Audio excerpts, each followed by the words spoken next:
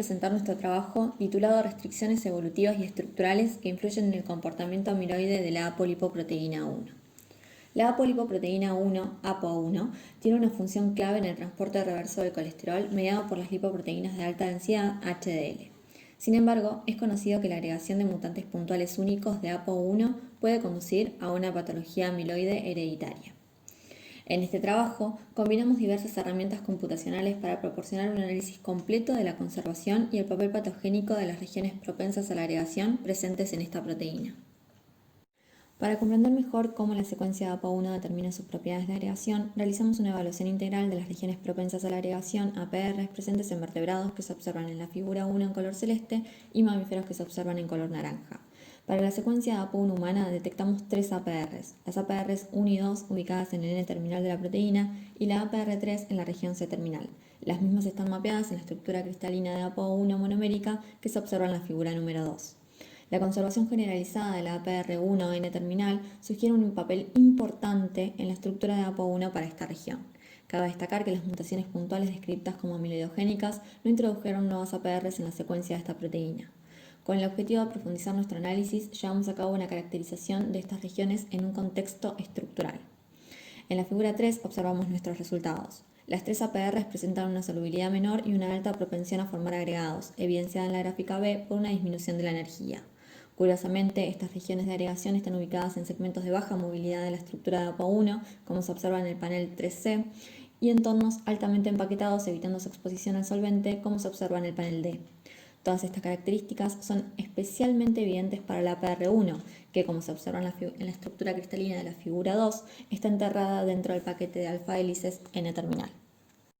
Para comprender mejor las consecuencias estructurales de las variantes amiloides en el monómero de APO1, exploramos sus efectos termodinámicos y patológicos utilizando mutagénesis por saturación in silico. El efecto desestabilizador de cada posible mutación en la secuencia de APO1 fue representado calculando la diferencia de energía libre delta-delta-G entre la estructura de tipo salvaje y la estructura mutada. Para ello se utilizó el campo de fuerza empírico Foldex. La mayoría de las variantes tuvieron un impacto moderado en la estabilidad de APO1, como se observa en el histograma de la figura 4.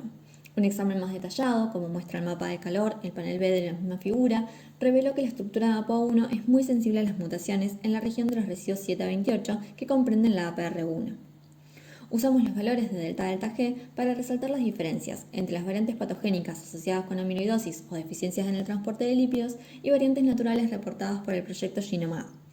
Nuestros resultados evidenciaron que las mutaciones amiloides tenían un efecto desestabilizador y una puntuación de patogenicidad significativamente mayor en comparación con las variantes naturales o aquellas asociadas a una deficiencia de HDL, enfatizando así la relación entre la desestabilización estructural y el inicio de la patología amiloide. Nuestros resultados anteriores muestran el efecto desestabilizador de las mutaciones amiloides, por lo que decidimos estudiar las propiedades dinámicas de algunas de estas variantes mediante la realización de simulaciones de dinámica molecular de grano grueso bajo el campo de fuerza CIRA. Seleccionamos 4 mutantes amiloides previamente caracterizados por nuestro grupo, más la proteína de tipo salvaje. Calculamos propiedades estructurales específicas durante los últimos 100 nanosegundos de las simulaciones. Medimos el radio de giro como descriptor general de la forma de la proteína para cada sistema. Solo el sistema leucina 60 arginina mostró un valor de radio de giro significativamente más alto, lo que indica una conformación más extendida para este mutante. Además, analizamos el área de superficie accesible al solvente para cada APR en nuestros 5 sistemas. Observamos que el sistema glicina 26 arginina muestra la exposición de la APR1 y presenta una formación transitoria de estructura secundaria de hoja beta para la APR3. El bajo impacto de las variantes estudiadas en la exposición de las APRs sugiere que estos mutantes podrían requerir modificaciones post-traduccionales para experimentar la agregación amiloide. En conjunto, nuestros resultados obtenidos apoyan la hipótesis actual de que el despliegue del paquete de hélices N-terminal y la exposición de las regiones de agregación representan los primeros pasos de la amiloidosis mediada por APO1. La presencia del fragmento proteolítico N-terminal dentro de las lesiones de los pacientes plantea la hipótesis de que la desestabilización estructural facilitaría la proteólisis de APO. Este trabajo destaca la importancia de la APR1 conservada evolutivamente y sugiere un efecto desestabilizador general para las variantes amiloidogénicas. Estos resultados amplían nuestro conocimiento de los determinantes de secuencia implicados en la agregación amiloide de APO1. Además, esperamos que nuestros resultados de mutagénesis por saturación in silico sean útiles para guiar el estudio de nuevas mutantes de APO. Para todo aquel que le interese profundizar en nuestro trabajo, les dejamos aquí los enlaces al preprint y al repositorio de datos y nuestro mail de contacto. Muchas gracias.